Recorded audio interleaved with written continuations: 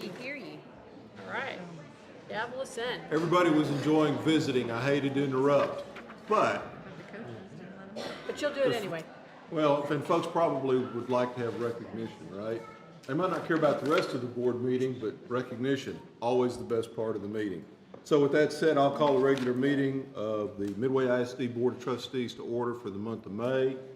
We have all board members present, so we have a quorum. On behalf of the board, let me welcome everybody here in person and those of us that, or those that are joining us online. We appreciate the time that you've taken to be here and the interest that you've shown in the district and the students of the districts, most importantly. Cell phones, I turn mine on silent because I know if I don't, it's going to ring. It's probably going to ring anyway, but if it's on silent, at least I won't turn red-faced. Remember, the board's goal and role is to deal with policies, set goals for the superintendent, listen to reports from the superintendent and other staff members, approve budgets, set tax rates, approve contracts, personnel recommendations, etc. The board does not make management decisions. Management's the responsibility of the superintendent and his staff.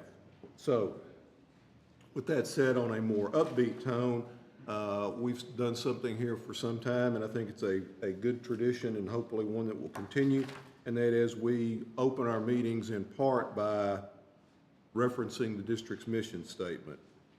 That statement is, Midway ISD will maximize individual potential within a learner-centered and supportive environment to prepare students to excel in a global society, followed by our moment of silence. So I'll take a moment here and ask everybody to pause with me as folks choose whether they want to indulge in a moment of silence, meditation, contemplation, or prayer.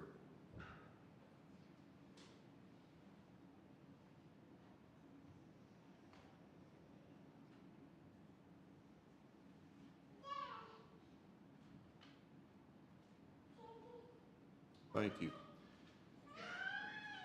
Second only to recognition, Pledge of Allegiance. Tonight we have with us, usually we have the principal from a campus. Tonight we don't have a principal.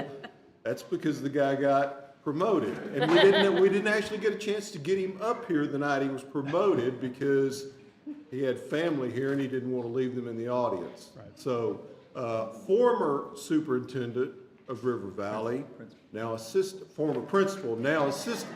I gave you a promotion, didn't I, Paul? Yes, yeah. Gave you a promotion, quite a promotion. Yeah. Former principal, my apologies, of River Valley, now assistant superintendent, Paul Ophel. Yes. Thank you, Mr. Russell. Thank you for having us tonight. Thank you, guys. Yeah, let's give Paul a hand. Dr. Allen, rest of the board, thank you for having us here tonight. This is our campus of the month, being River Valley. Part of that is it's our opportunity to do a quick little fundraiser for Hunger Free MISD. And I'm just proud to report that our campus was able to raise just under $1,200 to help support that endeavor. So we're very proud of our community, the River Valley community, River Valley students, for helping out that important program. And I can't say that without saying that endeavor was led by the two assistant principals, Sarah Schnelly and Stacy Price. They really led our campus in that fundraiser in many, many other ways this year. And so they deserve a lot of kudos for that and all the great things that have happened on our campus. We have two students here tonight to lead us in the pledge. 8th grader Caleb Hathaway was our Student of the Year this year. Caleb, why don't you join us right up here? And then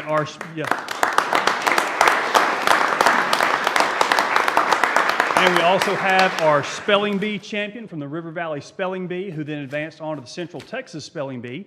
7th grader Anaya Volapil is here with us tonight.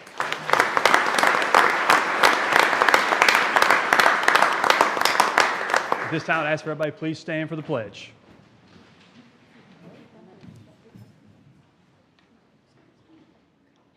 Pledge allegiance to the flag of the United States of America and to the republic for which it stands, one nation, under God, indivisible, with liberty and justice for all.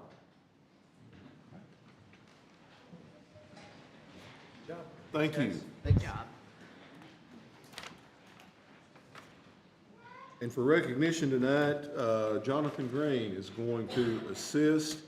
We start recognition with superintendent's recognition of particular days of importance in the month of May. Yes, sir. Thank you very much, Mr. Russick. May 1st was Principal's Day. I don't know why they put that in May, but God bless our principals. May 1 through 7 was National Physical Education Week. So that is good. That occurs in spring. I hope everybody got out and jogged a lap in honor of your PE teacher. May 3 is School Lunch Hero Day, appropriate. We're going to talk about school lunches here in just a few minutes. Teacher Appreciation Week, one of my favorite weeks of the year, was May 6 through 10. And this would be a good time to just say thank you to so many of our PTA parents and so many of our parents who volunteered to do special acts of recognition for our teachers, really all month long, but especially that week. National School Nurse Day was May 8. I don't know if they put that at the same time as Physical Education Week for a reason or not, but there you go. National School Communications Day. Thank you to Ms. Parks and her staff.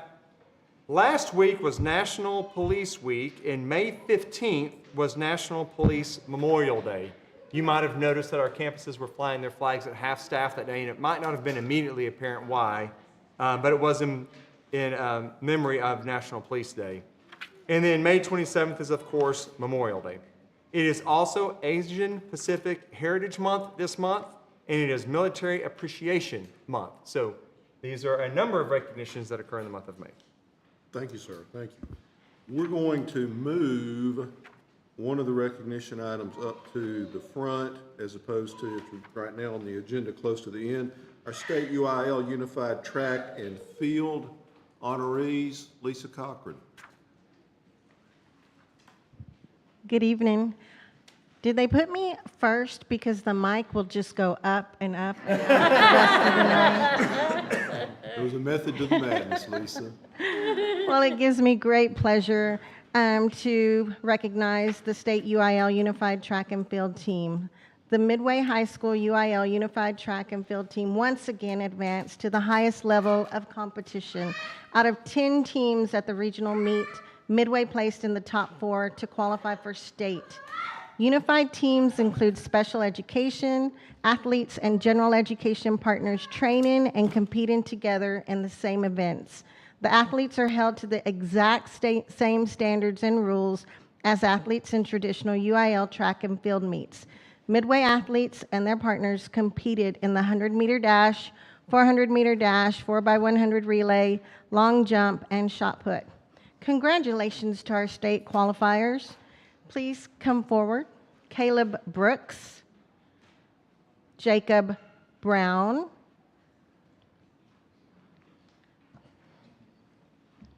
Cole Copus, Reagan Corley, Kaysen Cravey, Addie Gallo, Oscar Gallo, Michael Gibson, Teresa Holdman, Cannon Kelly, Andrew King, Maddie McRae, Devontae Portis, Maddie Potts, Sebastian Santos, Bryn Simsick, Kate Sparks, Riley Tilsley, and we'd also like to recognize our head coach, Jordan Baugh, assistant coach, Veronica Pfeiffer, and assistant coach, Julie Potts.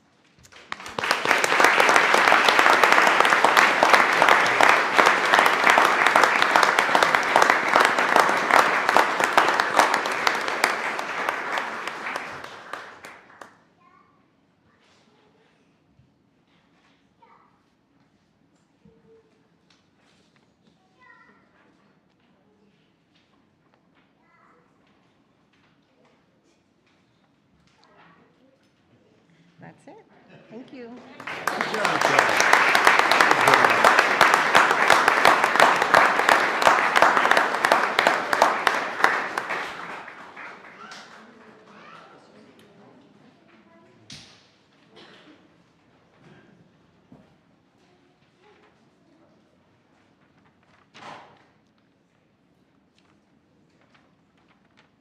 Let me also say that for those of you who have other things to do at the end of this meeting, you don't have to wait till the end. When we get done with recognition, we're going to take a pause and let folks that have better things to do than sit through the rest of our meeting. You're welcome. It's a public meeting. We'd love to have you, but we understand. So with that said, we'll go back up and now. 6.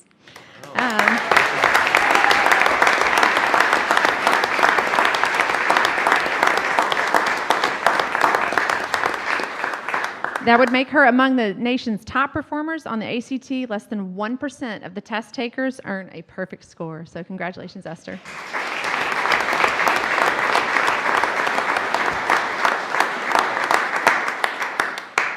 Next up, we have Jess Wheeler, who's going to introduce our national BPA honorees.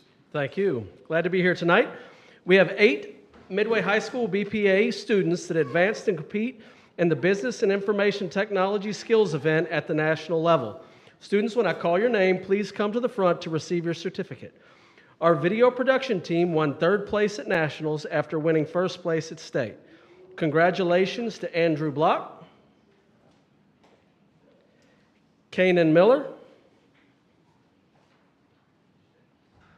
Gavin Millerick, and Zachary Williams. Congratulations.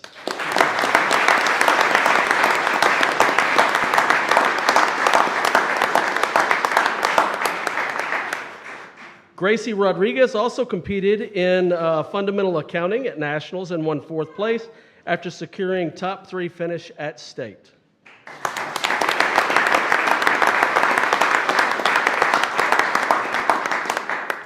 Also advancing to compete at nationals was Mila DeLue in digital media production, Walton Downs in payroll accounting,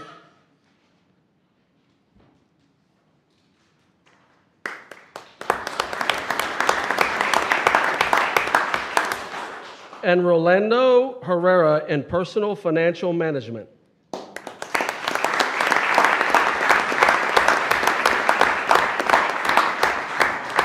Midway High School is blessed to have a group of teachers that works with our BPA students, so please welcome Jamie Corson, Susan Jones, Dana Null, and Kyle Rogers.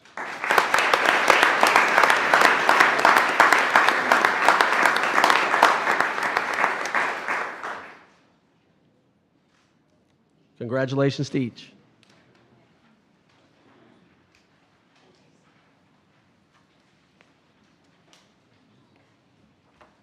We have Allison back next up to introduce our state and national history fair honorees. Yes, sir. Thank you again. So 3 projects from Midway High School and 1 from Woodway Elementary, from an elementary student at Woodway, advanced to the Regional History Fair to compete in the Texas History Day State Fair in Austin. First group that we're going to introduce is Gabriela Gonzalez Alanis. And then we have Hazel Davison and Stella Davison. And they won 1st place at state with their group exhibit, From Dust to Dust, How the Dust Bowl Revolutionized Agriculture and Society. This group will advance to nationals in June, and they're going to, I believe, Washington, D.C., right? Yeah?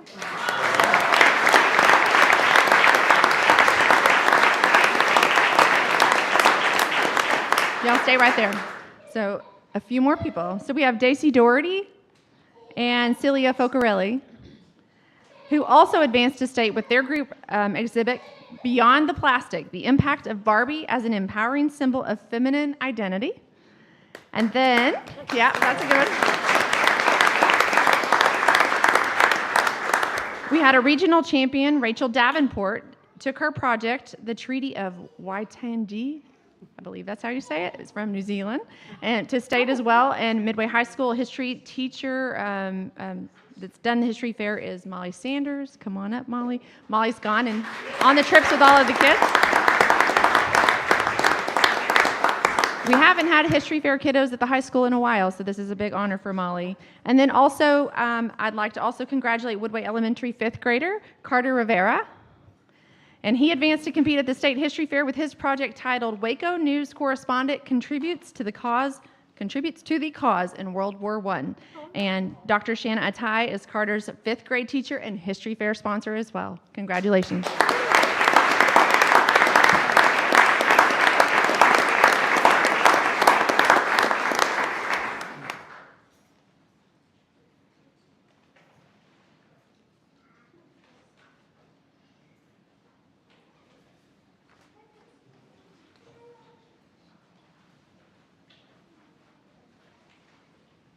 Next up, we have Daryl Umhofer. Daryl's going to introduce our students. Do they pronounce it VASE is the abbreviation? It's actually pronounced VASE, and it stands for Visual Artistic Scholastic Event. There you go. So, State, thank you very much. state and junior. On behalf of Midway ISD, I'd like to announce and recognize our 4 Midway High School art students who advanced to the State Visual Arts Scholastic Event Contest. Sophomore Juliana Aiken and freshman Dana Ainsworth were named All-State Artists and awarded medals for exemplary ratings on their artwork. Only the top 7% of students in Texas that compete in this event earn medals at this state level. So let's give them a hand.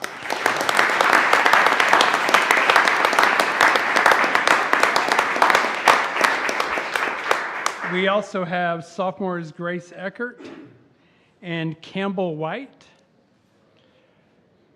They qualified to bring their artwork to state, placing them in the top 10% of the entries in Texas. All of these students that you see before you were taught by Caleb Bales and John Storm at our high school art teachers. So here we go. Yay!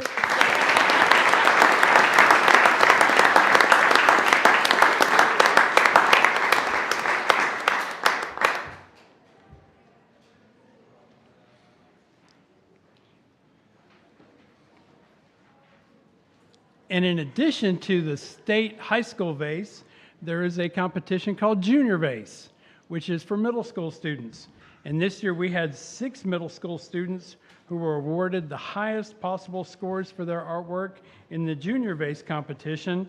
These students' entries all earned perfect scores and gold medals. So at Midway Middle School, we have Simone Berth Mangan, and Katie Osborne. These are Midway Middle School students who received perfect scores and gold medals, so let's give them a hand.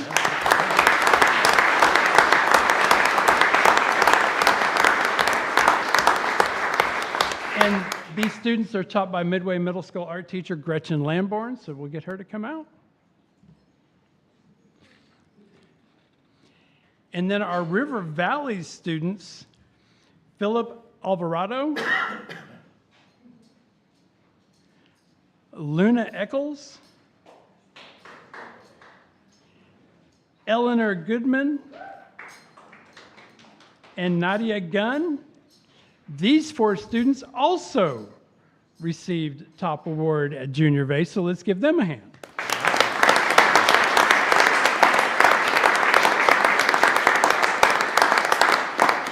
The River Valley art students are taught by Adriana Crespo and Tara Davis, and Adriana's here, so we'll get her to come up for a picture too.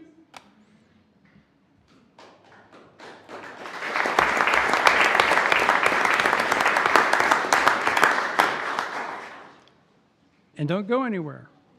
Artwork that is awarded a gold medal in the Junior VASE competition advances to a second round where the top 10% of each division are awarded a platinum medal. All 4 River Valley medalists received a platinum award for this year. Wow.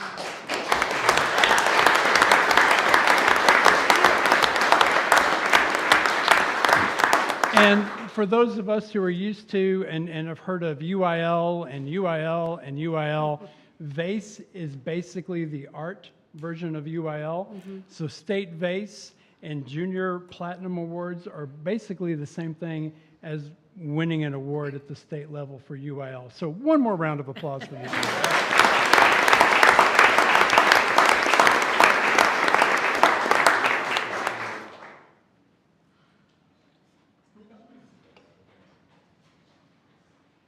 Okay, next up, back with Jess Wheeler, we have our state FAA honorees. FFA. Yeah. We've been talking a little bit about some airplanes lately. FFA. We've been talking a little bit about some airplanes lately, so that works too. We have been. We have been.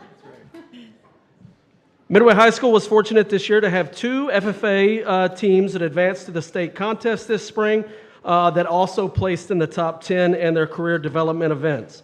Help me in welcoming Wildlife that won 6th place out of 250 teams that entered the competition at the area level. Congratulations to Ethan Blanc, Hazel Davison, Grayson Haynes, and Grayson placed as the 7th highest individual in the state out of 230 members. Wow. And Eden Smith. These students are coached by River Valley Middle School ag teacher Beth Zulhoff.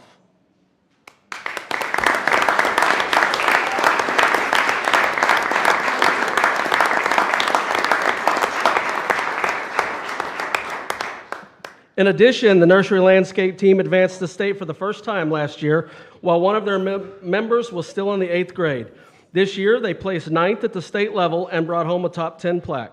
Congratulations to Vala Jenkins, Haley Matus, Jeremiah Ocampos, and Cameron Tomlinson. These students are coached by Midway High School ag teacher Hannah Cavazos.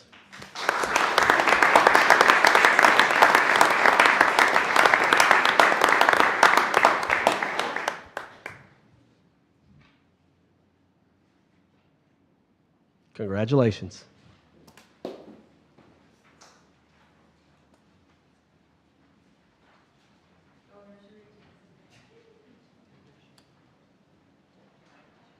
And last but not least on our recognition, we shift from students to a staff member with Dr. Odejima for a professional development leader. I'm not even going to try, I don't even know how they pronounce that acronym on this one. Oh. Yeah. Yeah. Puzzler.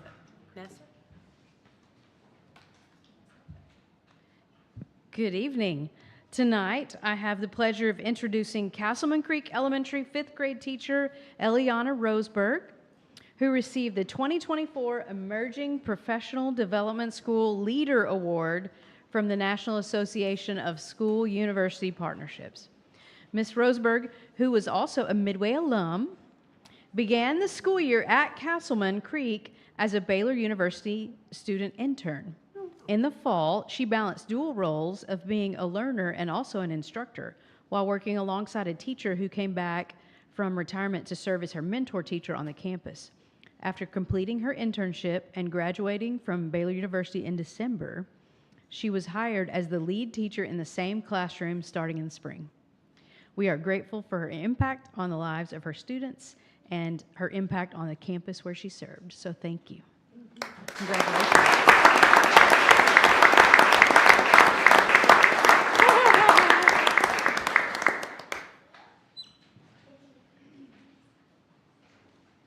Thank you. That concludes our recognition. We'll take the promised pause now. Let folks That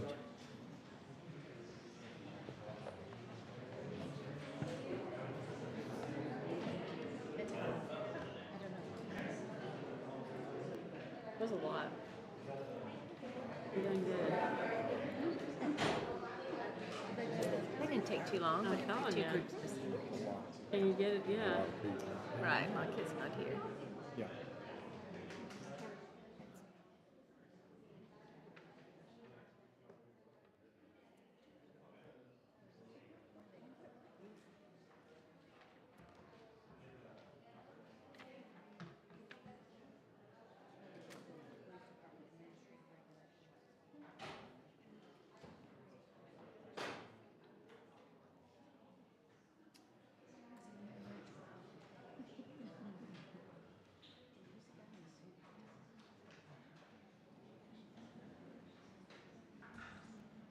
You ready?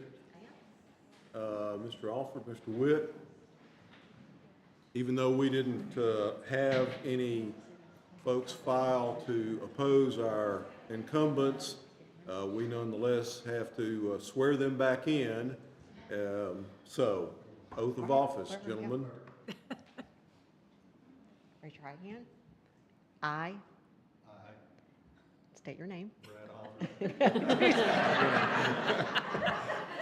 Do solemnly swear that I will faithfully execute the duties of the office of Midway ISD Board of Trustees of the State of Texas, and will to the best of my ability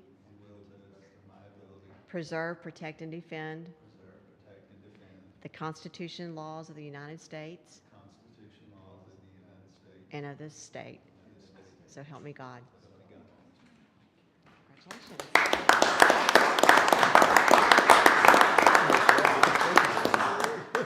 Yeah. Thank you, gentlemen, for being willing to continue to serve. We appreciate it. Reorganize the Board of Trustees. The State Education Code requires that after each election, whether you cancel it or have one, you have to reorganize the Board of Trustees. You sent a script in the board packet, sir, with you running the nominations for the office of president. So the floor is yours. If there's anybody who'd like to make a nomination to serve as the president for our Board of Trustees, this would be a good time to do that. I would like to nominate Mr. Pete Russick. Second. Any other nominees? All in favor, vote aye. Aye. Any opposed, same sign. Motion carries 6-1. Unfortunately, our nay vote is our new president, or continuing president. He said same sign, I didn't say aye. Oh, that's true. That's true. Thank you all. Technicality there. Thank you. Thank you. Yes, thank you for your continued service. So, we'll now open the floor for nominations for vice president. I'll nominate Susan Vick, Vice President. We have a nomination for Ms. Vick. Any other nominations? Hearing none, all in favor say aye. Aye. Any opposed? That motion carries unanimously. Thank you. Ms. Vick did vote for herself, I did right? vote for Okay. myself. Just want to make A little sure. more confidence in myself than you We want the record to be accurate. And finally, we also have a secretary of our board, currently Pam Watts, and I'll open the floor for nominations for the office of secretary. I'd like to nominate Ms. Watts. Thank you, Colin. Any other nominations? Hearing none, all in favor of Ms. Watts, please say aye. Aye. Any opposed? That carries unanimously also. Thank both of you ladies for your service. Let the record show that when I tell people I'm the board secretary, they think I'm a staff assistant, not an actual trustee. So it comes with a little bit of clarification there. Yeah. They probably think you take the minutes. Yeah. Well, just sign them. We have the information item on a revised version of our yet to be actually put into action MISD Police Department regulations, administrative regulations. Anybody have any questions or discussion on those? I would simply say we showed this to you once. T-Call revised them. We're showing them to you again. And it's not typical that we share every regulation, but again, like I said, I don't know, way back in January, because of the nature of what we're talking about, we want to make sure there's a high level of communication and a high level of transparency, so it's both here before you and it's in our board packet for anyone who wants to look at it as it's posted. So just want to make sure y'all got a chance to see this. And if there anything else interesting that occurs, we'll share that as well. We're in process. I just want to say, express appreciation for the level of work and detail, conscientiousness, all the things. This was very, very thorough. Appreciate everybody involved. All right, then, we will move to our presentation discussion items, first one of which is our monthly finance report. Wesley. Good evening, members of the board. For our monthly financial report, we'll go ahead and move to page 85 of your board packet, the last page of the financial report. And we are looking at the three budgets as required by the Texas Education Code for the board to formally adopt. And these are proposed at this moment, and they'll be ready. They'll be posted early next month and then ready for adoption at the June board meeting.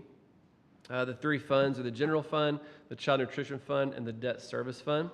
So first off, on the general fund, you'll see we're proposing budget revenues of $87.8 million, budget expenses of $90.3, so a total deficit in the general fund of $2.4 million.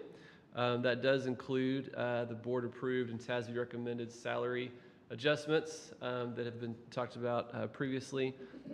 Also, it includes the district's health insurance contribution of $446 per month. That's up from $399 last year. We got those numbers over the past couple weeks and did incorporate that increase. That's why the deficit went from around $2 million, I think we discussed last, to 2.4. A couple notes on the health insurance situation. So typically, TRS Care offers multiple plans of Blue Cross Blue Shield and Scott and White. They're actually dropping Scott and White for next year. And we have lots of employees that take that health plan. So there's no way to predict exactly how many employees will take us up on participate in the plans or not. I could see it drop possibly if employees that are used to the Scott and White insurance plan maybe don't want us to move to Blue Cross Blue Shield. And also, they're still in negotiations, Blue Cross Blue Shield with Baylor Scott and White Health Network. So that's kind of up in there too on whether even Baylor Scott and White will accept Blue Cross Blue Shield, which could impact, I think, our participation as well. So we'll kind of keep an eye on that as those things get ironed out. Also, a couple of things to note in this: it is a $2.4 million deficit, and there are a few items that we've budgeted in other areas just for kind of one-time expenses, not one-time expenses, but just for one-time funding sources to kind of get us through this next year. So just a reminder, we do have a safety security grant that we're using to fund $290,000 of our safety security officers for next year. Also, we're moving about $500,000 of our contracted maintenance from the general fund that we use usually for just repairs, whether it's HVAC, plumbing, electrical, those things. We're moving that to the bond funds that we still have available. So that's about $790,000 that after this year we'll have to come back to the general fund. The child nutrition fund, we're budgeting a deficit of $161,000 for next year. We still do have a healthy fund balance in the child nutrition fund, and so we still are trying to kind of spin that down and finding ways to invest those resources back into the program. And finally, the debt service fund, we're budgeting a surplus of $757,000. So these are based on total proposed tax rate of 0.9369 for next year. That includes M&O rate of 0.6969 and debt service of 24 cents. Our property values, our preliminary values came in at the end of April, and they increased 6.5% from the prior year. So anything, we were already at the M&O floor this last year, and so anything over a 2% increase, we'd remain at the floor. So we are at the M&O MCR floor for next year, which is 0.6169, plus the 8 golden pennies that we've adopted, through which, of course, just by voter approval this last fall, brings us to the 0.6969 tax rate for M&O. The 24-cent rate for debt service is the same that we had this year, so there's no change in the INS debt service rate. That rate, because of our value increase, does allow us to defease about $2.3 million in our bond obligations. So we're able to basically kind of prepay or pay off some of our outstanding debt early for next year in the amount of $2.3 million, with keeping our INS rate the same at 24 cents. And as a reminder, this year we were able to, with a 24-cent debt rate, pay off about $2.1 million in bonds early. So just a reminder on the scheduling is a little different this year. Of course, we're going to post the budget in the paper and in the website next month, and be ready to adopt the budget at the June meeting. The tax rate still won't be adopted until August, after TEA officially gives us our MCR, maximum compressed rate, which is based on our certified values we get at the end of July. But like I said, unless there's a drastic change from a 6.5% increase in our values, we're going to be at that M&O floor, and so that will be the rate that we'll adopt. Any questions on the budget or tax rate?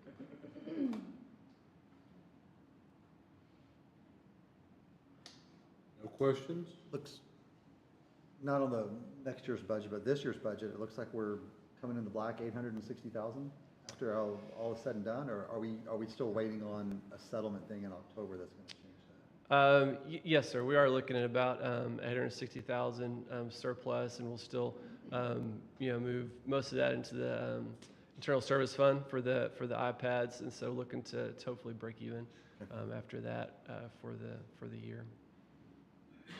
Is it premature to offer a round of applause? Yeah, I was going to say Yeah, I was gonna say. congratulations. Yeah, went from a big negative. No other Well questions? done. Yeah, good job. Thank you, Wesley. That's a good report. We'll, Keep it coming. yeah, see what the legislature does to us next year, or for us. For us, to us? To us. To us. To us, yeah. Annual report from the School Health Advisory Council. Anne Marie. Good evening. Tonight, on behalf of Midway School Health Advisory Council, or SHAC, I'm providing the required annual update to the board regarding SHAC meetings and recommendations. I'd like to say thank you to Mr. Tolis for his participation with SHAC this year, and to all of our board for serving and supporting SHAC. This is my 5th year, I believe, finishing up. Not finishing, I'll still be here, serving on SHAC. And I think that I have served on SHAC with 4 board members so far, so we appreciate your support. The past few years, I don't have a slide for this, but I did want to give some historical context that over the past few years, SHACs across Texas have been asked to make many changes to procedures and to make recommendations to the board. So in 2019, if you'll recall, we had a review and recommend suicide prevention education, and so SHAC did that. In 2021, after the 87th legislative session, there were additional procedures added to SHAC. So we had to begin posting meeting notice, recording meetings, what else was there? Our agenda, all of those things. Also a part of that, House Bill 1525 tasked SHAC with recommending the human sexuality curriculum. We spent a year in review, and I think Mr. Witt, you were with us during that time when we did that process. And we ended up making a recommendation to the board to select choosing the best as our curriculum, which we've been doing, and that's been going well. In 2022, SHAC updated the Midway ISD wellness policy, and so we did 3-year review of information and then updated the wellness policy. And then this year, in 2023-24 school year, SHAC was tasked with recommending substance use education curriculum, and so we've been busy. These are some of the agenda items that we discussed during our meetings. SHAC is required to meet 4 times a year, so we had 2 meetings in the fall and 2 in the spring, and those are just a few of the agenda items that we discussed this year. I'm going to let Tanya Lee tell a little bit more about this because she's presenting after I am, and this is one of her babies. And so we did talk about this at SHAC, and she presented. But this was a pilot program out at Spiegelville Elementary this year, and the purpose was to increase the number of students who are eating breakfast by serving breakfast in the classroom. So rather than eating in the cafeteria, students could eat breakfast in the classroom with all the rest of the class. And after they started this program, the number of kids who were eating and participating and eating breakfast in the classroom went from 70 a day to 202 per day that were eating breakfast. And we know that's a basic need, and how important that is to start that day off not being hungry. And so all the impacts on learning, behavior, wellness, that's a big deal. And so I know she'll talk more about that, but it was pretty incredible. We had someone present. April Strickland came with Better Living for Texans and talked about school gardens. We actually had a student that said, what would it take to get a school garden or at least a community garden? And so we went through the process. Terry Blair gave me somebody to reach out to, and she came and spoke to everybody and talked about how Title I schools can actually get funding to create a school garden. And then there's a program that goes with it called Learn, Eat, Grow, and Go. And so it talks about the importance of being outside, and they learn about the foods that they grow. They get recipes so that they can prepare using some of the things grown in the school garden. And so she presented to the staff about that. She presented to SHAC and then said that there's availability for Title I schools to get that funded. So then last summer, Judge Richardson called, and he is the judge who hears all of our cases of truancy. So any of our truant students that are taken to court or go through pre-court, Judge Richardson participates in that and hears those cases. He reached out last summer and said, I'd love to talk to you about how we can connect with some of these students with resources. And he said, what I'm seeing, and he has such a big heart, he said, what I'm seeing is when these kids are coming to me and they've been truant and now they're before the court, he said there's always a story with it, which we know that, it's the same thing that we see with discipline placement. And he said, what I want to do is figure out a way to not punish, there needs to be accountability, but I want to make sure that if there's a need that we figure out how to meet that. And so we talked, brainstormed some ideas, and I know Marva Harrison had been working with him too. And I told him that we have communities and schools at the high school, and he said, tell me more. And so I told him about how they're always looking to grow the number of students that they're serving in the high school, and that I think this would be a great project for them, that they would love to be involved in helping with students that have need resources and that are, truant to school. And so I talked to Carol Jacob. She took that on and said, absolutely, we'd love it. And so this year, they started going to communities and schools, started going with students to pre-court and to court. They found out then if a family needed resources, they had consent forms with them so students could get connected and families could get connected. And anyway, it was a huge thing. And so they presented information to SHAC about how the absenteeism declined and participation from students and families was increasing by them being involved and being able to connect family with resources. So it was a great thing. And I always say that's what I love, is that every time you hear one of these stories, there's multiple connections that take place. It's never just one organization that meets the need, but I love that we have so many things within the district and with our community partners that it's this big circle of care. So it's always fun to see how it all comes together. Some community involvement that we talked about. These are some of the things that, as SHAC we reviewed, we talk about, and then things that we do to build those community partnerships and involvement. One of the things that we did this year was we've tried it the last couple years. We were trying it to do this event outside, and the rain, would come, and so then we would have to cancel. So we said, let's try again, but we're going to do it indoors, and that way weather won't be a factor. So we did. We had it at the ITC, invited multiple community vendors, businesses, and what we wanted to do is provide families an opportunity to get information in one place about summer camps that their kids could participate in, childcare options if they needed childcare for their students that were going to be home in the summer, and then all other resources that we could think of. If they needed legal support, if they needed mental health or wellness support, anything like that. We just had lots of people that we reached out to. We had 44 vendors show up that night, so that was very exciting, and about 150 families came through. We also advertised it as an opportunity to come and get immunizations for back-to-school registration, and so we had many parents say how grateful they were. Some of our seniors that were graduating were able to come get meningitis shots for college. So as a requirement, as a requirement for enrollment. So it was great. What I loved was there were 3 different voices that were heard. There was a parent voice with parents saying, thank you so much. I came to one place and I got connected with so many resources. Some of them I didn't even know were available to me. Were here, and now I have somebody to reach out to. There was a staff voice where some of the Midway employees that were working in this event said, I cannot tell you how much I love this, and I want to come every year that you do this, because I'm seeing kids that I work with that needed to be connected with resources, and it makes me so happy to see them here and get that.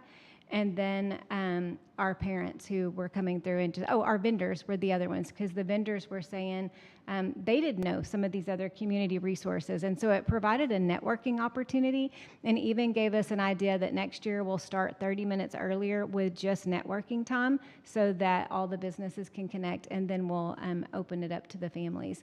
And so anyway, they were saying how happy they were to see that Midway recognizes their needs and then finds ways to connect families with resources. So anyway, it was a great night, and we were very proud that it all came together. That's what you hope for. One of our focuses on staff wellness was that we did mental health first aid training and offered that this year to our staff. We ended up having 3 training opportunities so staff could come through. It is now a requirement of House Bill 3, so we were ahead of the times.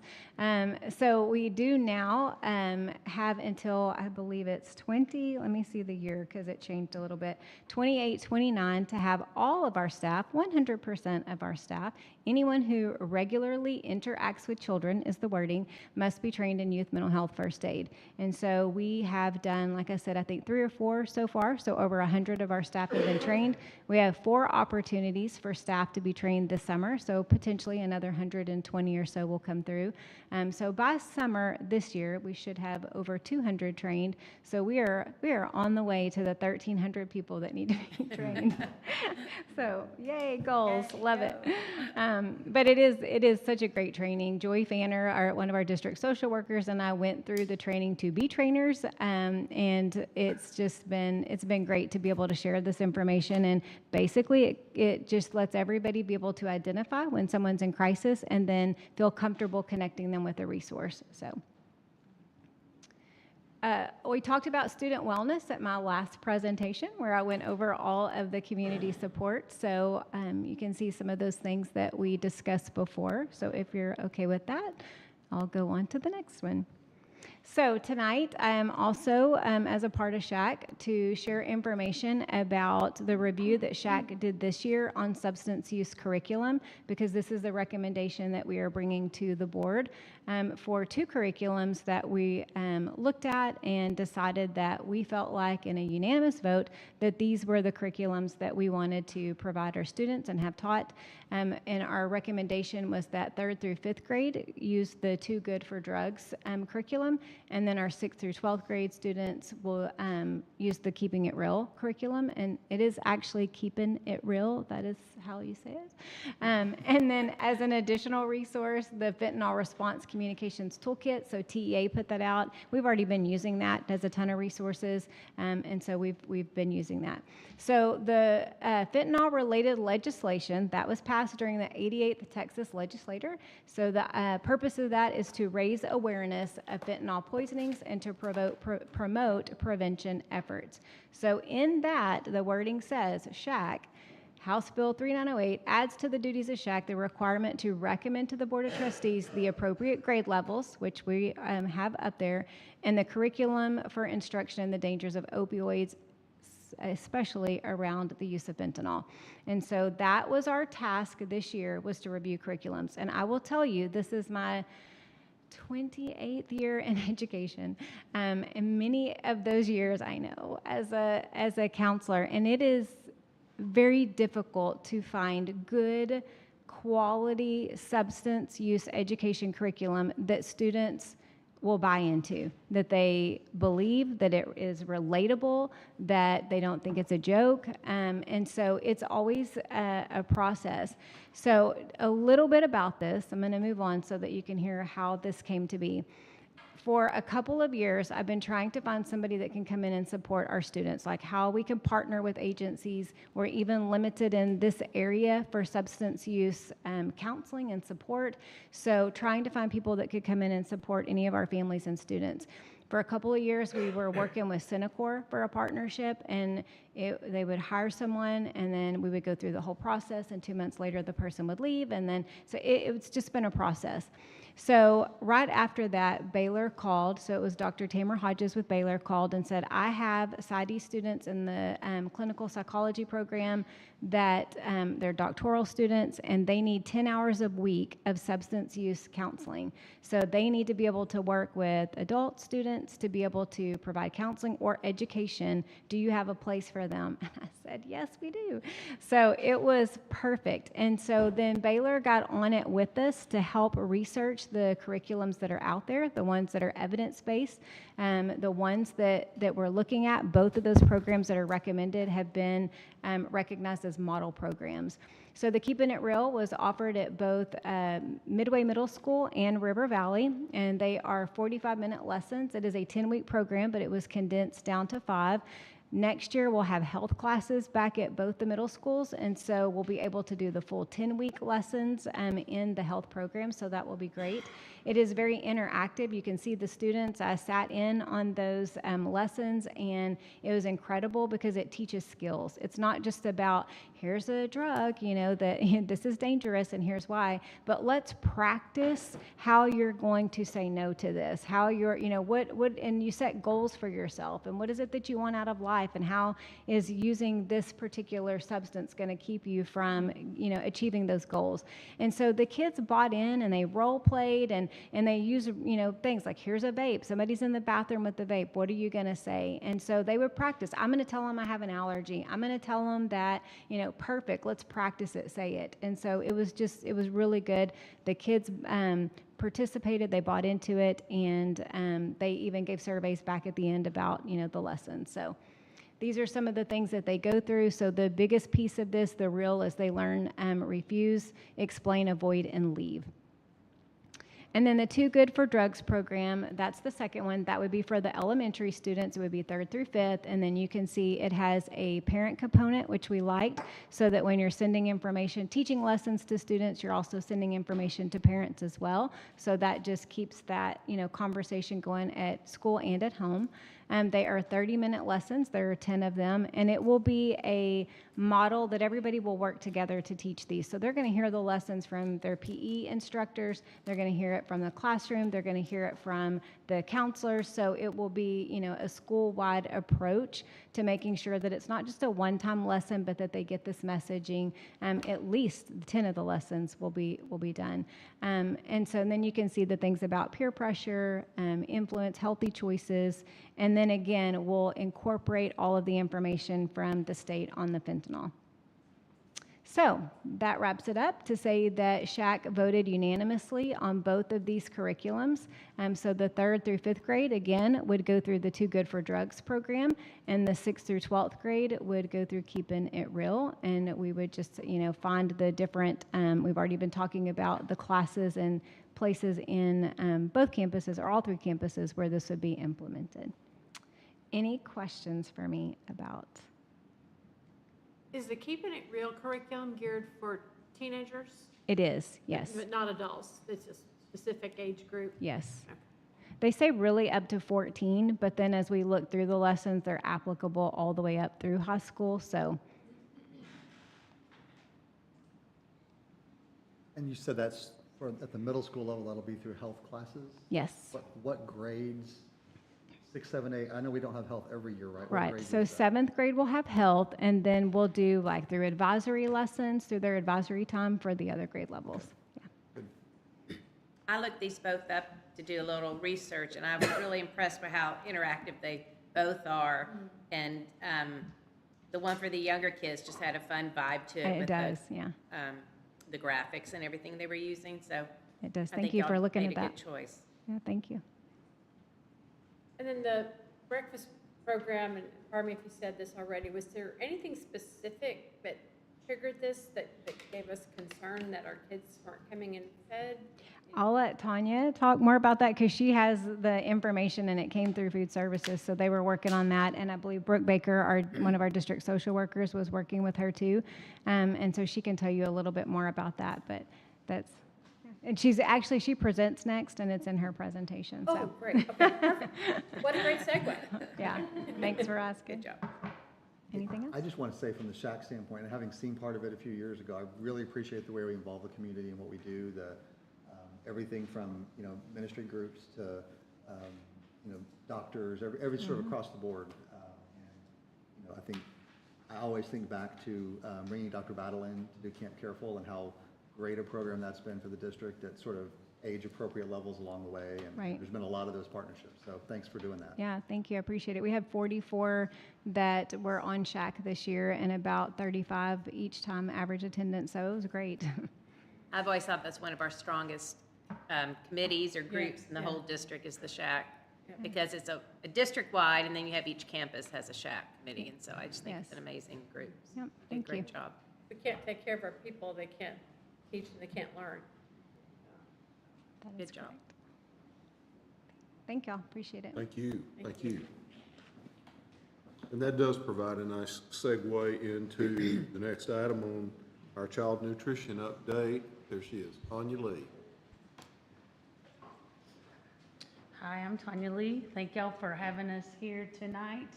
I've only been to a few meetings and never spoke, so. We don't bite. Yeah, I know, I think you'll be We fine. saved the hard questions for Dr. Odejima. Right. I will answer your question though about breakfast after the bell. So I just wanted to, we're gonna go through just a few things so we can share with you how we've partnered with Midway this year. I'm actually not a Midway employee, I'm an Aramark employee, but contracted to be here, and so is our team. So we just kind of want to talk through a few things with you. I'm Tanya Lee, I'm the director. I wanted to introduce my team here. This is Eugene Hendon. He is the assistant director. Terry Blair, will you stand up, please? Terry's the dietitian. They're shy. Logan's not shy, though, y'all know. And this is Logan, and unfortunately, Janet wasn't able to be with us. She's helping care for her mother for the next 2 weeks. Oh, wow. Yes.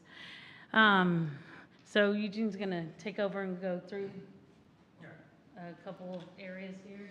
How's everybody doing? All right, so we're going to talk a little bit about how we collaborate with students at the school and, get involved in the classrooms.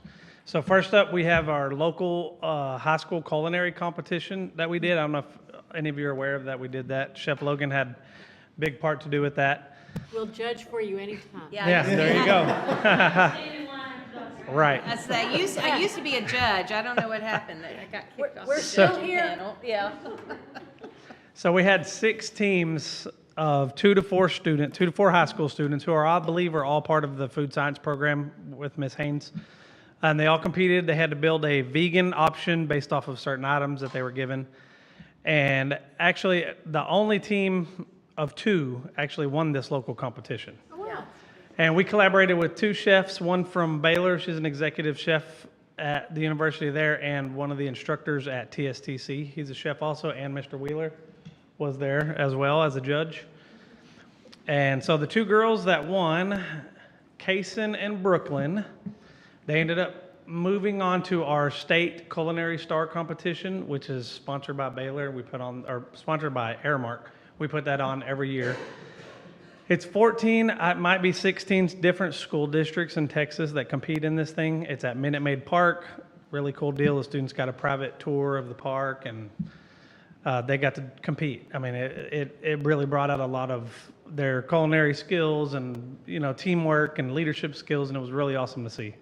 They unfortunately didn't win, but their dish, they did a really good job on their dish. And I think they actually served it at one of your last board meetings for you guys.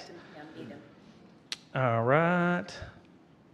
Another program that we have is we had a couple of our staff members at the high school get with some of the leaders at Empower and work a program, kind of a makeshift program. And we had Avery Kurtz, who was one of our students over there at Empower. He went through pretty much a restaurant training or kitchen training. He came in from 6 to 8 every day, Monday through Friday for 6 weeks. Volunteered his time in there. He was learning, he was paid. Oh, he was paid for it. That's right. But he was prep cooking. He was learning knife skills, learning safety skills, learning things that are going to help him outside of school. Like I said, we collaborated with one of our high school managers who's actually, I think, receiving an award next month or at the end of this month. And Chef Logan was a big part of this one also. Okay, we'll move on to team growth and development. So we're always looking for ways to develop our team, make them, better, grow leaders. These these restaurant managers, we like to call them, or child nutrition managers, cafeteria managers, we're looking for ways to help them. And we started up a couple of things. We started a leadership development club, and we purchased books for them, and we all kind of went through a program, and we sat down, in a couple of meetings and, talked about what we learned from the book and how this is going to help us in, management and, just generally in your life. Another one is a rooster race that Miss Tanya Lee came up with here, and it's just more of a little competitive fun thing we did through the teams. We had a rooster, a big metal barn farm rooster that went from school to school to all the winning teams, and we did things like labor variances and sales increases and just things over the month, and whoever got it got to keep the rooster and decorate him however they wanted to. So I believe he's at Horizons right now. So, and just the development days, you guys on the calendar, we have, we do big team meetings on those days, and, we try to do fun stuff and games and, just team building development stuff on those events. And a couple more right here, our Christmas thing that we did, Terry had a Grinch contest, so we bought little Grinches for all the schools, and everybody posted their Grinch photos, and Terry posted them on Facebook, and I believe the public picked their favorite photo on the favorite worst little Grinch photo that they're doing. And just pretty much biannual, festivities and trainings throughout the year for the team development. And I think that I'm going to turn the rest over to Miss Tanya, unless you have any questions on any of that. The coffee bean book was that a book study? That's something you get. How does the book club work? So what we did is we asked them if they wanted to join, and it's, I think, 14 out of 20 total ended up wanting to do it. And so we purchased the book, gave it to them. They read it. We had a meeting time, and we kind of just, like I said, we sat down for, an hour and a half and kind of discussed, how the things we learned in that book are going to, have you ever read that book? It's really good. Yeah, the author presented at TASB. It was Damon West, the author of The Coffee really Bean, good. was a last-minute fill-in. We were supposed to have Matthew McConaughey. He was way better than that. It was way better. I'd say Okay. we got our money's worth. It's truly inspirational and just a great speaker and great author. Yeah, it was an awesome book. We gave everybody a little keychain coffee bean, as a little, token for their. He had a better gig or something, but I Yeah. really enjoyed Damon West.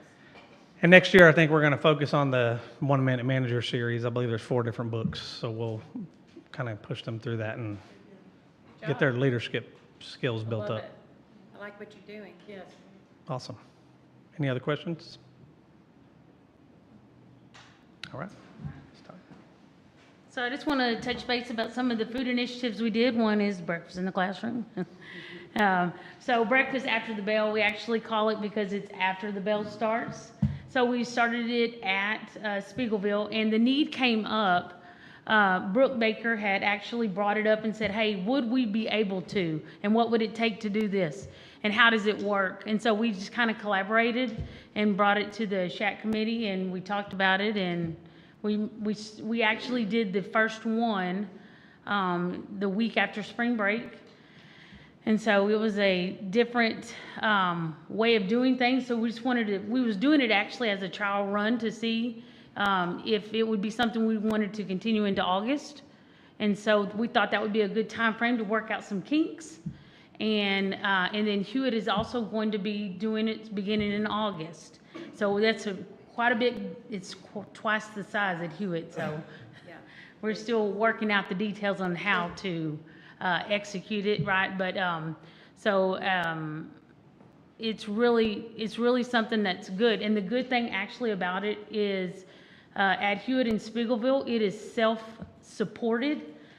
So the federal reimbursement funds that we receive actually support, so everybody gets a free meal, whether they are obviously free students, reduced students, or paid students. Everybody gets a free meal, and it's not anything that Midway has to support. It's totally funded within itself, the program. So do they eat in the classroom? Is that what they're Yes, giving? ma'am. They're passing those Yep. around? So the bell rings, and when they're going through their announcements, they eat in the classroom. We have everything set. We're going to do it kind of similar at Hewitt, but we, about 15 minutes before the bell rings for students to go to class, all the meals are already they start dropping off the meals at each of the classrooms. And then we have it in a designated spot. Then they have like a student that hands out the meals, or students will go up and to receive, depending upon the class, they kind of do it differently. And then they eat and then do the pledge and all the announcements in the morning. And so it really isn't, they're not wasting any curriculum time by doing it. And then you don't have anyone eating before the bell now, right? No, Okay, no, so it's yep, they're moved all to the eating in the bell. classroom collectively. And there's been students, the teachers, some of the we did a survey, 10 out of the 12 teachers responded, and they said it increased student engagement. There was behavioral improvements in the classroom that they've seen, and then they said they definitely want to continue doing this going into next year. So we're also starting. What kind of stuff do they get? I'm sorry. It's okay. What's a after the bell breakfast look like? What's the menu? So it kind of varies, because we this year we kind of started off slow, so we only did one hot option a week, and then did 4 like cereal and muffins and things. Well, we did one hot option, so that might be like a egg and cheese biscuit, and then they get milk every day, or chocolate milk. And so there's certain criteria that we obviously have to meet, and milk's one of them, even though sometimes students don't like the milk. But and so going into next year, we're going to do 2 hot options at Spiegelville starting off, and then maybe a month in we'll do 2 at Hewitt. So it'll be like pancakes, no syrup, because it makes a mess. But it's some prepackaged items, but everything is nutritionally sound. Sure.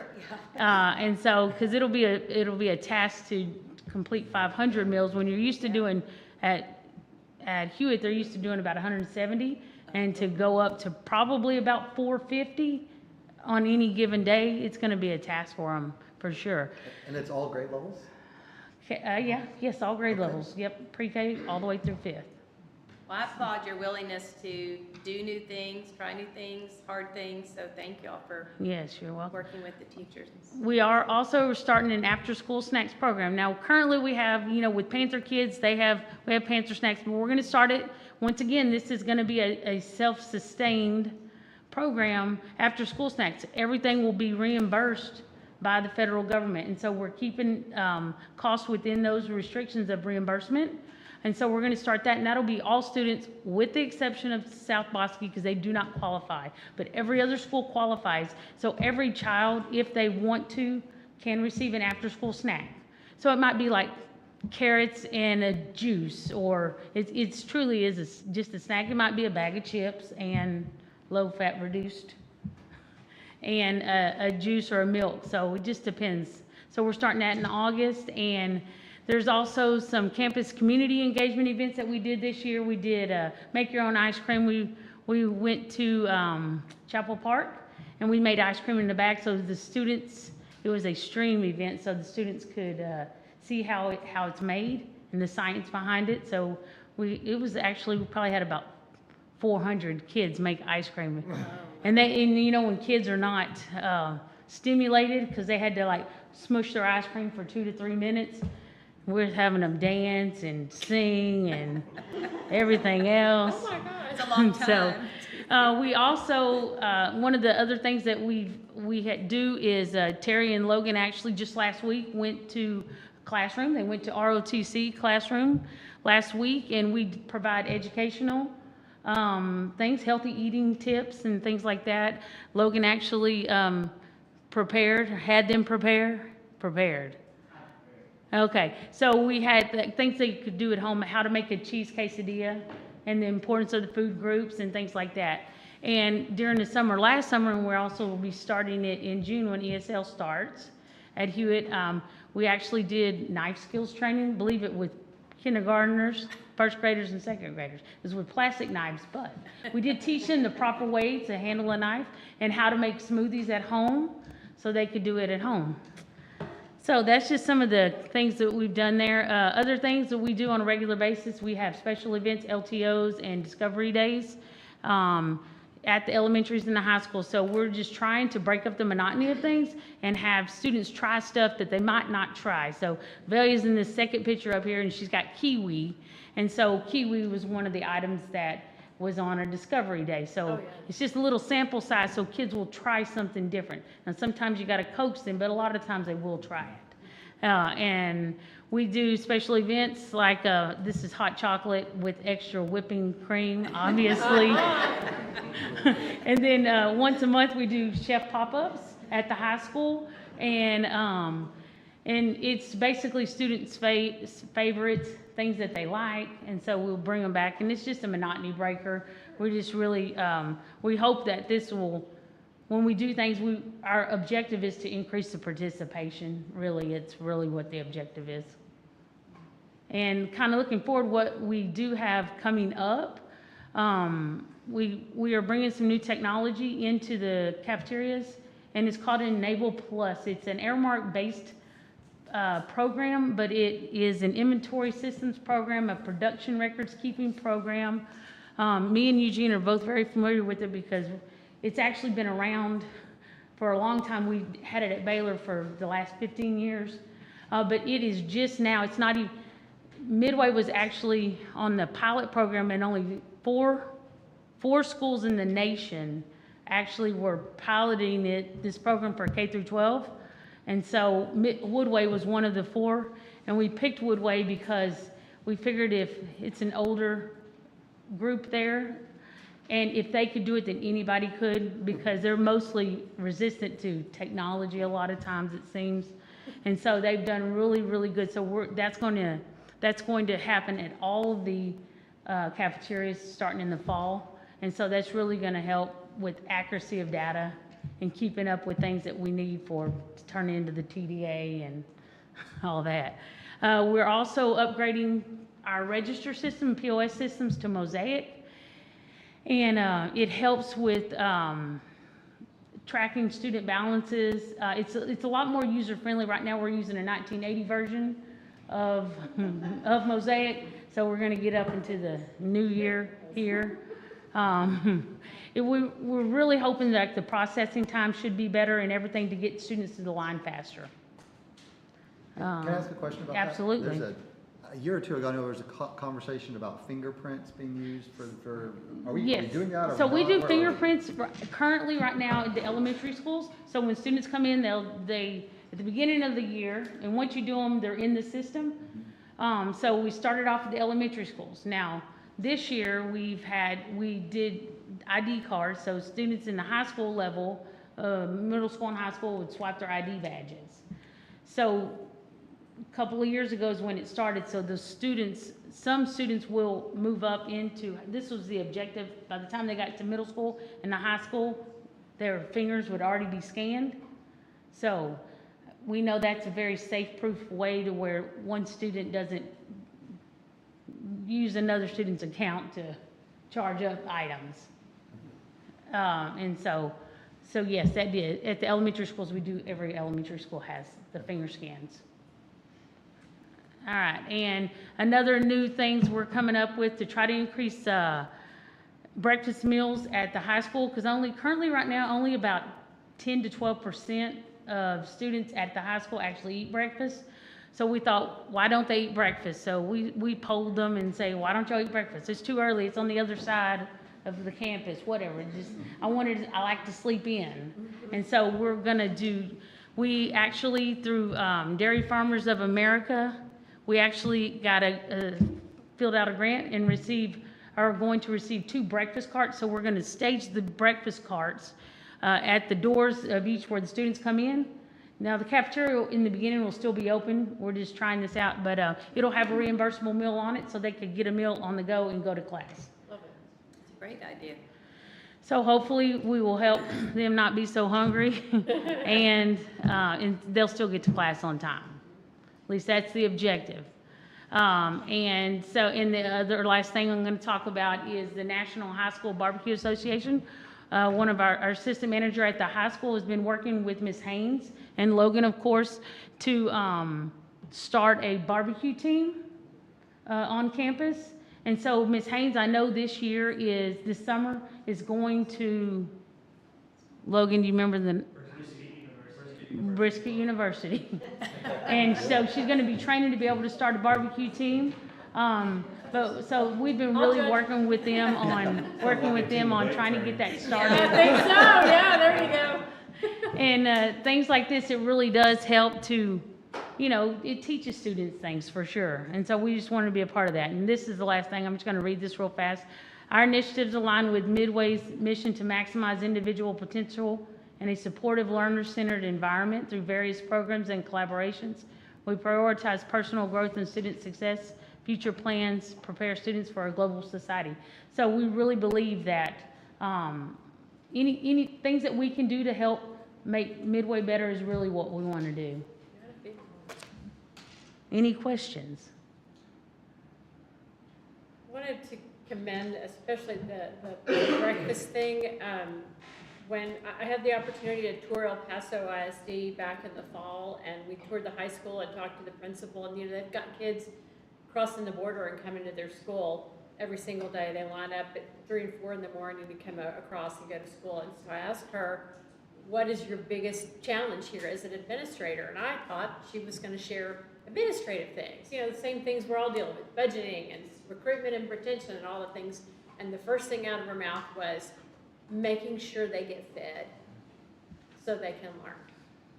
That just really got to me. And so just applaud what you do. I think that's great. And I also wanted to mention, I'm a meal planning ninja, and I have done presentations at the high school on meal planning. So if you need me, just let me know. Okay, it's really not an easy task, and there's so many. Every time we've got 1,183 page manual that we're supposed to know backwards and forwards, and I've only got to about 500 pages. Because there's so many requirements and regulations, and dealing with the government it's not easy sometimes. Yeah, preaching to the choir. I'm sure I am. Well, since we're talking about student debt and so forth, I just want to commend the Woodway group. Someone helped me with their name. For Woodway, that's paid off all the students' lunch debts. I think that's amazing. Yes. Commendable, a sign of how great our community is and how much they care for our students at all schools. And so I just want to thank them for that campaign that they didn't even expect would take off as much as it did. So I want to thank them. Yeah.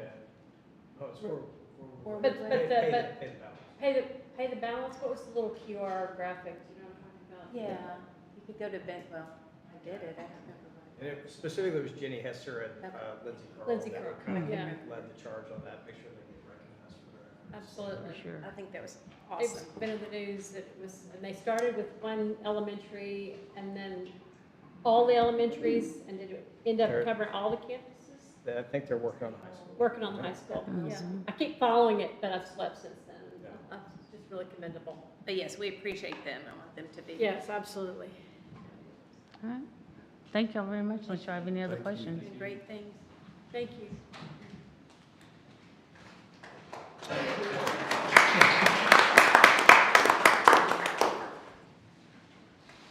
All right, we'll move to the consideration items. First up is the consent agenda. We have our minutes from our regular meeting in April.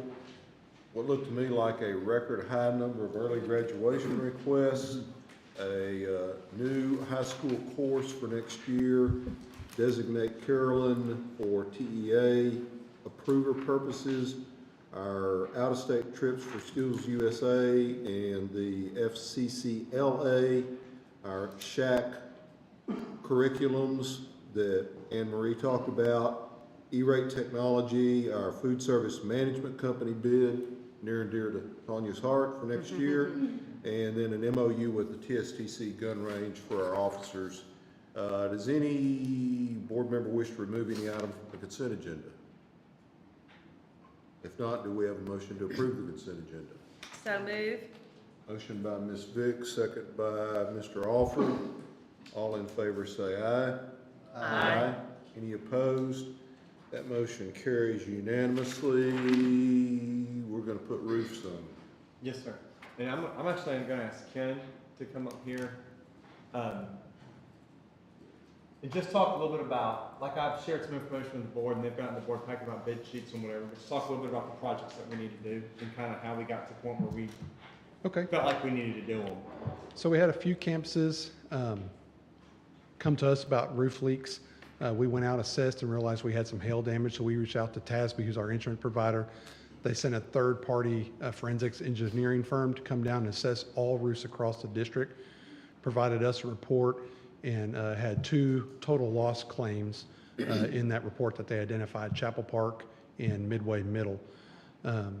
Using that information, we reached out to local vendors that are all members of purchasing co-ops to solicit pricing for the tear off of the old roof and installation of new roofs. And that pricing is what you see in the bid packet.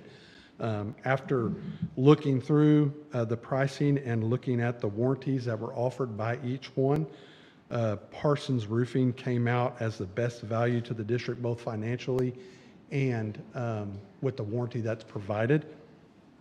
It's also worth noting that our TASB payout, originally we had looked at it, it was going to be $500,000. I went back and forth with TASB several times. That didn't sound right. Wesley and I kind of talked through that and finally got them to agree that they owed us $1 million and not $500,000, which is a significant contribution and less money Wesley has to find for us to get these roofs. Yeah. If only it was that Use easy. some magic skills, yeah, well done. I am curious, so the middle school, that roof would still have a warranty on it? The middle school, parts of it still do have some warranty on it. It's been done over multiple phases over the years. Some of the original parts, I think, were done in 07, just like Chapel Park. And then some of the newest ones, I think, were as new as 13. But the hail just, they wrote the whole thing up and want the whole thing replaced. So that's what we're going to do. The vendor wouldn't, I mean, was warranty figured into their bid prices? I think it was figured into TASB's cost analysis when they provided us one.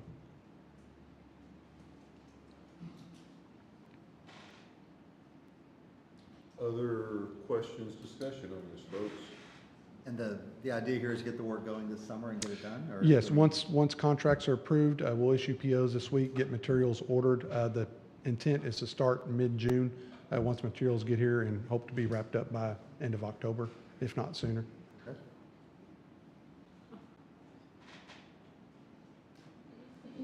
Good job, amazing.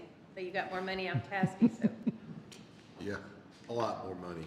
All right, then we have a motion to approve the administration's recommendation. So move. Motion by Ms. Vick, Second? second by Mr. Tullis. Any further discussion or questions? If not, all in favor say aye. Aye. Any opposed? That motion also carries unanimously. Consideration of personnel. Which ones of these do you want us to move forward with, sir? Well, we definitely want to rescind some teacher resignations. Yay. And so speak to that for just a second, Dr. Knudsen. Sure. There, you have an addendum at your seat that does have one request for personnel recommendation or professional recommendation to rescind the resignation you previously accepted or recognized, acknowledged. And so that is an item on our agenda tonight is to consider that, accepting that resignation rescission. And then everything else is information only due to Dr. Allen's hiring authority at this time. Been busy. Yeah.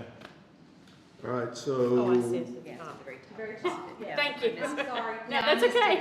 Still trying to figure out the way to format this that's easy to understand. Well, it was right there. Yeah, just didn't see it. But it is unique because hiring is one thing, rescinding does require board action. So do we have a motion to approve rescinding that individual identified in the addendum resignation? So moved. Motion by Mr. Witt, Second. second by Mr. Green. All in favor say aye. Aye. Any opposed? That motion carries unanimously. Question on the list that we have in front of us. Is it an unusual amount of sped turnover, or is this a normal? It just seems like I see a lot of sped indications on there. I don't know if that's something to note yet or not. We are experiencing turnover this year for a number of different categories. That's probably everyone though, right? I mean, sped's probably more likely, or is it not? Our sense in talking to our local neighbors is, for reasons that we discussed when Ms. Cochran did her update, there's just a lot of pressure in that area right now. I mentioned once before that we're in the process of a deep review to evaluate what we might be doing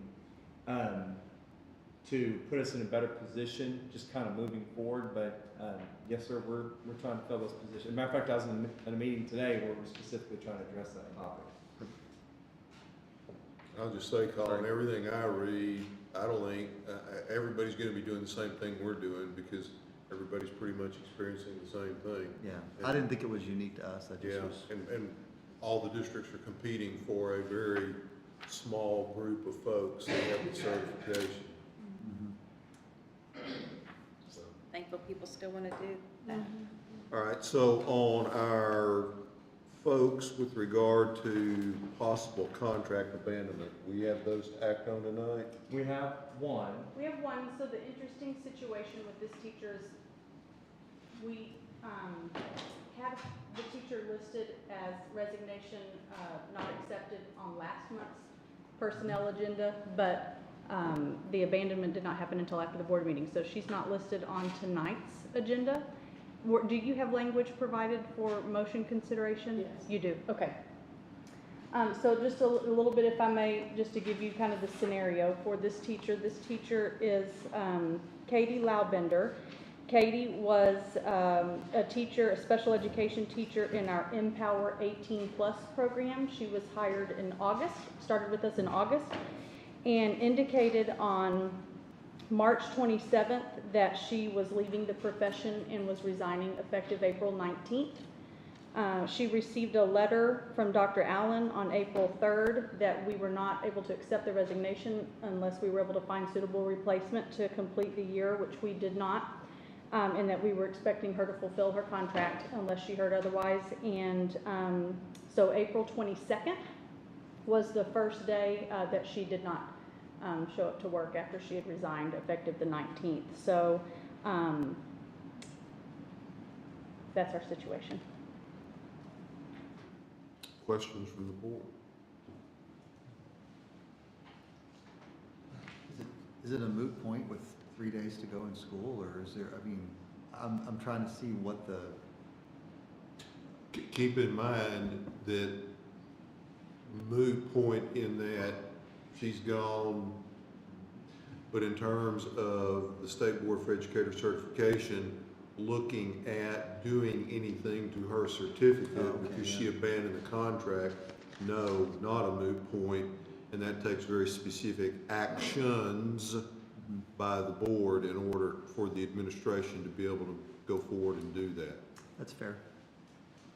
So, does any board member want to make a motion consistent with the language that's in the board packet on 213? The very last page. You want to do each, we need to do each one, right? Yes, ma'am. I'll do the first one. I move that we issue a finding in accordance with Texas Education Code, Section 21.210 C2, and 19 Texas Administrative Code, Section 249.14J, that good cause did not exist for Katie Laubender to abandon her employment contract with Midway ISD, and her actions failed to comply with Texas Education Code provisions regarding resignations. Thank you, Ms. Vick. I'll second that motion. I'm guessing that there was no good cause provided by her for leaving, wasn't a moving out of town situation or something? No, sir. She went to another non-educational job here in the community. Other questions or discussion? If not, all in favor say aye. Aye. Any opposed? That motion carries unanimously. The second motion. But before we get to that, I think it's important to note this is not a new issue. This is something we've spent time discussing. So this is not the first time the board is covering this ground at tonight's meeting. So. And it's not an action that the administration brings to us without a great deal of thought and consideration and opportunities for folks to show to us that there is a good reason why they're resigning in the middle of the school year. Right. And not at the end of the contract, but during the middle of the year. And you're exactly right, Pam. We've, unfortunately, we've had to deal with this before. We're having to deal with it again. And I'll just say this, other districts are seeing the same thing that we're seeing. And the staffing crisis that we're in right now, to be able to hold our staff accountable to the commitments they make, I don't know that it's ever been more critical. So it's a serious decision to make tonight, but it's a serious issue. Can I ask the question I usually ask about this? How many students were affected by this person leaving? Like Colin's question. It's a smaller number of students. I'm not sure how many are in our Empower program, but it's a very significant population. It's an employability program, so they go off-site to try and work, and typically we have a teacher that stays and a teacher that goes. So when she left, that kind of threw off the whole program. Yeah. And she didn't do it because she had to. Yeah. Yeah, it's not a program you could just slide in just any other staff. I think it's important to always remember the students that are affected by these decisions. So that said, Oh, you want to do it? I move that we authorize the superintendent to send a letter to the Texas Education Agency seeking sanctions against Katie Loudbender's educator certification for abandonment of her teacher contract with Midway ISD. so motion by Ms. Vick, and again, I will second that motion. Any further questions or discussion? Hearing none, all in favor say aye. Aye. Any opposed? That motion also carries unanimously. Thank you all. I know it's not a fun thing to do, but I think the message is important and the action is important. Superintendent's employment contract. That's our last personnel item other than your announcement, right? We have middle school principal and, yes, sir, 6 and 7. Right. So, superintendent's employment contract. The board will recall that we have already taken action on the administration's recommendation for employment contracts for everybody else in the district that's a contract employee. We've done that. We've also already adopted a compensation plan at our last board meeting for every other employee in the district other than this guy sitting to my immediate right. As y'all know, it's important, in my opinion, I'll just say it that way, it's important to one hugely positive thing and to let the superintendent know how the board feels about the superintendent separate apart from the evaluation process, and that is to extend the superintendent's contract. This agenda item allows us to take that action on the contract, but in addition to that, in polite professional disagreement with the superintendent from our Friday meeting, I told him that I thought it was also important for the board to consider giving him a raise so that we don't get where we were with the end of George's tenure, where we get the superintendent, we don't increase compensation, we don't increase it, we don't increase it, we don't increase it, and then when it's time for this board to look for a new superintendent, not anytime soon, I trust, but someday, sometime, folks sitting up here are gonna have to do that, and when they do, you don't wanna be in a position where you've gone however many years it is without increasing it, and then it's sticker shock. To that end, I think we ought to give the superintendent a increase before I make a motion in that regard, I'm happy to visit with y'all what y'all think about it. Because, and in fairness, he doesn't want an increase, and I appreciate that. I'm not doing this because he wants it, he doesn't want it, but I think it's important that we do it to keep on track moving forward.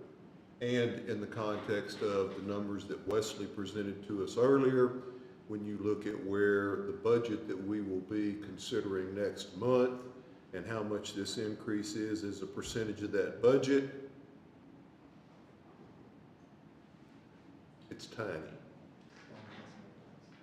Yeah, it's, you gotta get a calculator out. Colin doesn't have to get a calculator out. I do have to get a calculator out. So, May I make a suggestion?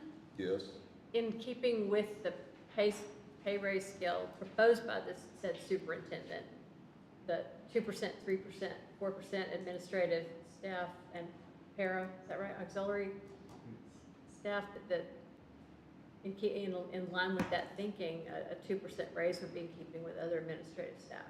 yes, and he does not want that, Pam, and I will. Well, that's some sweet spot between a lot and zero. Yeah, and I will acquiesce to his position in that regard, because as he says, 2% is a lot larger number for him than for everybody else.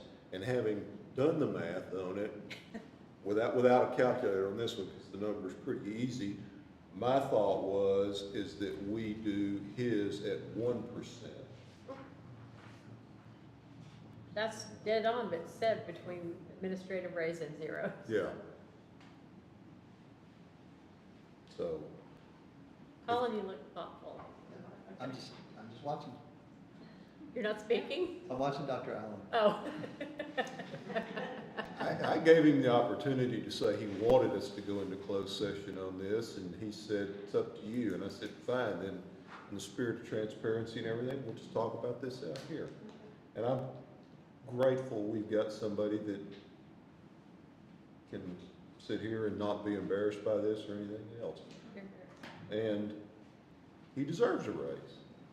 He doesn't want a raise, but he deserves a raise, and separate and apart from that, we need to stay on track, and absolutely he deserves it. I mean, inflation has been a very real thing, everybody knows that.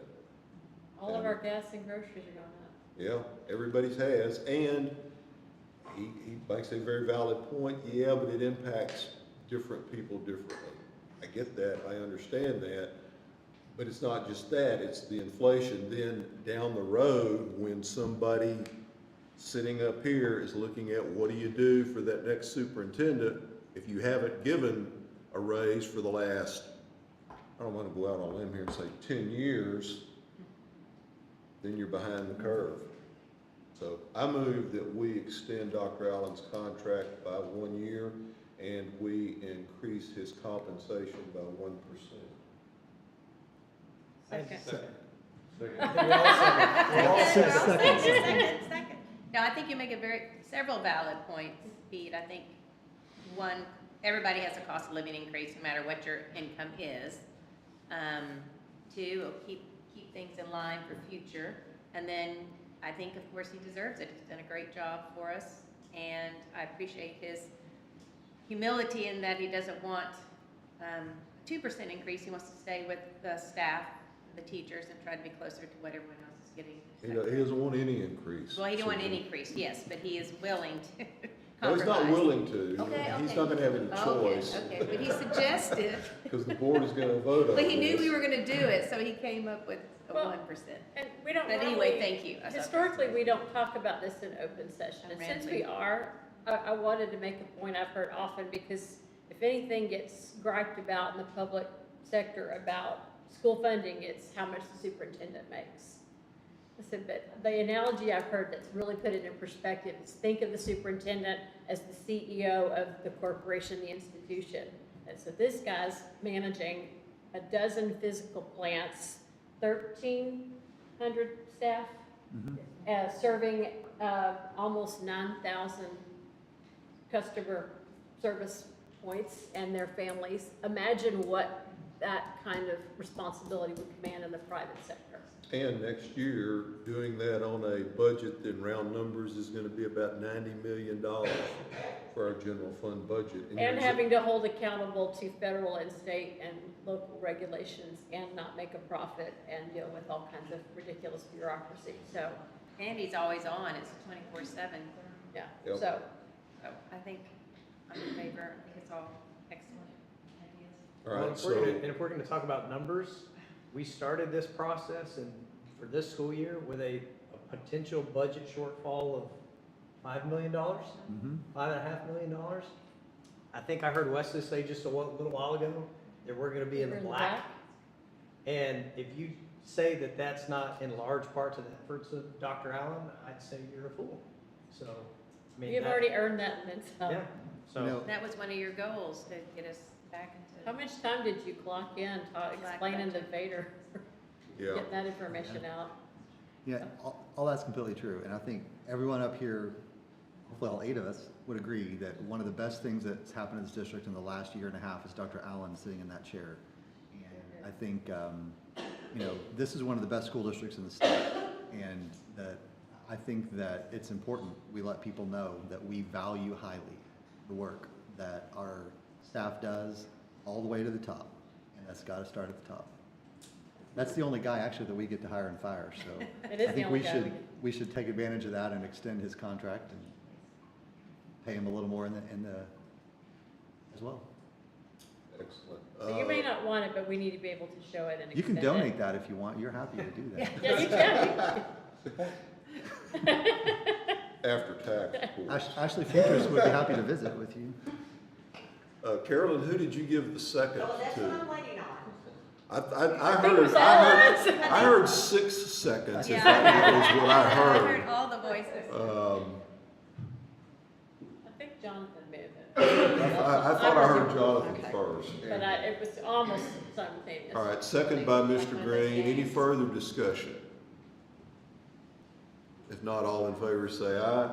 Aye. Any opposed? That motion carries unanimously. You want to announce the new principal for River Valley? I want to talk about anything other than this. We didn't clap for him first. No.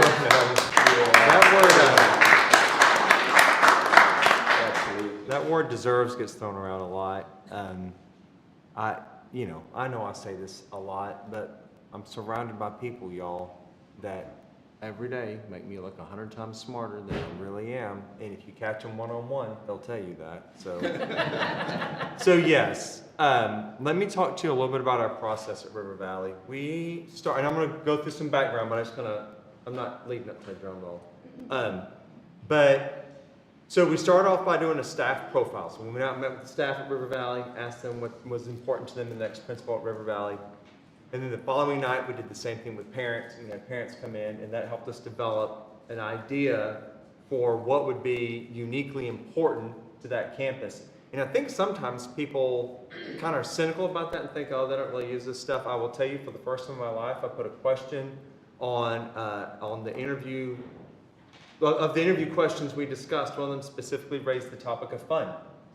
Probably should have put that there before, but it came up over and over and over again. What word did you Fun. Oh, Fun. fun. We want a Okay. principal who knows how to have fun. Okay, my gosh, we'll ask about fun. So we asked about fun. We asked about other things too, but that's one that kind of sticks out. I was like, okay, Will they kiss a pig? kind of. So, and I get the reference. So we did that, and then we looked at our candidates, and we developed a committee. On the committee were 3 teachers, 2 parents, myself, Ashley Knudsen, Allison Smith.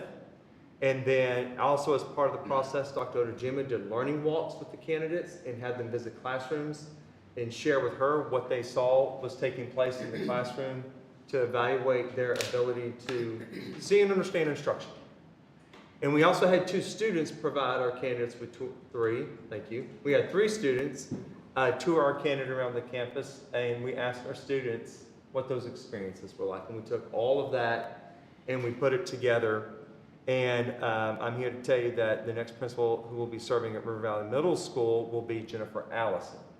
Let me tell you a little bit about Jennifer. She has 11 years of principal's experience has worked in Amarillo ISD, Katy ISD, and Midway ISD, amongst others. So she's seen a broad swath of the state. She is the 2023-2024 Middle School Principal of the Year. And she currently serves at Lorena Middle School and would be coming back to Midway after a time of having been at Lorena.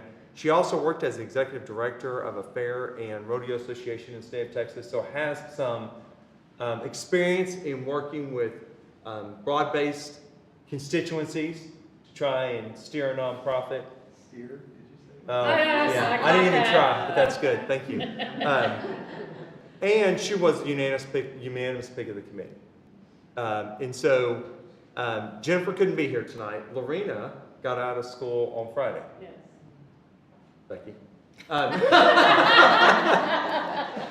Lorena got out of school on Friday, and she had a trip planned immediately thereafter. And so she's on that trip. Jennifer has 2 adult children. One's 24-ish, 23, 24, a graduate of Texas A&M. She has a younger student who's a sophomore at Texas A&M. Jennifer is a graduate of Texas A&M. Paul? Gosh, surprise. Okay. So they're an Ivy family. And her husband, Wes, is the CEO of the Extraco Event Center. And so they've been in the area for a long time. So, She was my 2 older children's principal at Midway Middle School. Yours too, I guess. Yeah, I remember her, yeah. A number of us have loved having her as our principal. Very good. So I was very excited to hear it. we feel blessed. Superintendent's communication. All right, I'm going to run through some things fairly quickly. First of all, I want to highlight Mr. Kirkendall. Just say hi. You've met him before. It's been a long time. He is one of our campus safety and security specialists. And I think one of the reasons he's here tonight is because the heavy lift he did on helping us get these new regs that came from T-Cole sort of processed and in tonight's packet. He's doing a lot of work to assist Jeff Foley on helping us get this off the ground. And so I wanted y'all to make sure that y'all knew who the guy in the tie was. Thank you. This is unusual for superintendent communication, but we've been working really hard on trying to get some things scheduled. And so what would be great is if you knew whether or not you were available on June 12th. You could let Ms. Wynn know that, maybe even before you walk out tonight, because if you are, we can get ISO training knocked out through Region 12, right? Isn't that what you told me? Yes. Otherwise, What time is that? I guess that's an evening thing. then we're back to June the 3rd, and that date's creeping up, so we're really trying to get something we can send to You y'all. said the 12th? 12th, June 12th. Remind me what that stands for. ISO, it stands for Training in the STAR System and Why You Should Care. STAR Accountability and Why You Should Care. Oh. It stands for something else. Do you remember it, Becky? Excellence in, I don't know. Enhancing and improving student outcomes. Yeah, it's how the STAR system works and why you should care. It's required, by the way, and we got to knock it out this summer at some point. Does it require the entire board to be there at one time? It does not, and we've got a date that works for all but one, and so if we need to do that, we will. But it puts somebody in a position of trying to then catch up, and so we're trying to do the best we can. We do not have to all be together, and at some point, if that's what happens, then we'll just pull the trigger on that. I want to talk about softball. Yes. You might have heard we're winning. Where's Allison? 5 tomorrow night, 5 Thursday night, 1 o'clock on Friday. Okay. Okay, graduation day. Oh, yeah, it always happens. I don't think the weather's going to hold, and if it doesn't, then we'll flip into Saturday, and so our girls will be playing Rockwall High School at Midlothian later this week, and so we're excited for their journey. And then speaking of graduation, Friday we are scheduled to graduate about 695 students at Panther Stadium at 8 o'clock on Friday night. You have information and packets that were given to you about when to arrive and where to park and parking passes and the whole 9 yards. And so it'll look very much like it's looked in the past. The weather for Friday is a little sketch depending on which app you look at. 20 to 30% chance for rain, which is just high enough to make me nervous. So Allison and I were talking about this today. If rain comes in, we will delay as our first option like we would a sporting event. If it gets much past 9 o'clock, we're going to have to probably pull the plug because it's going to take us all of 2 hours to get this done. If that should happen, then plan B is Saturday at 10 o'clock in the morning. You got anything you want to say in addition to that, Ms. Smith? No, just watch all the social media outlets, we'll put all of that out. Yeah. Sure, if something rolls in on Friday, we'll just keep pushing. We'll be pressing this information, we're communicating to folks what the plans are so that there are people who are coming in from out of town. We want them to know what happens if the weather gets bad ahead of time. We're pushing that out. Allison's doing that through the high school stuff. Emily's working on a communication. We will be doing the clear bag and metal detection like we did last year. We've been pushing that. We're going to have, 5 million yard signs out like we did last year. It'll be very similar. And so I know I don't have to remind this group that we have graduation, but by name of Superintendent Communication, I want you to have a little more detail about what to anticipate if the weather goes sideways. Okay? Can't be worse than the weather of 2021. Why did you say that?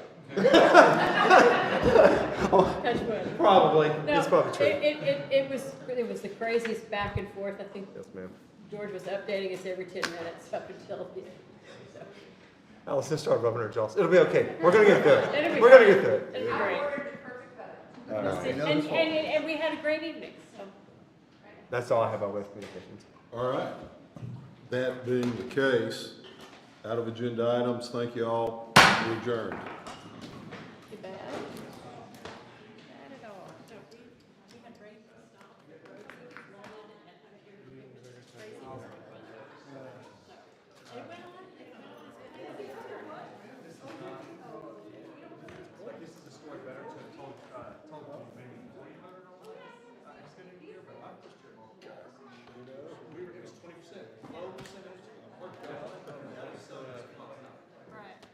Yeah.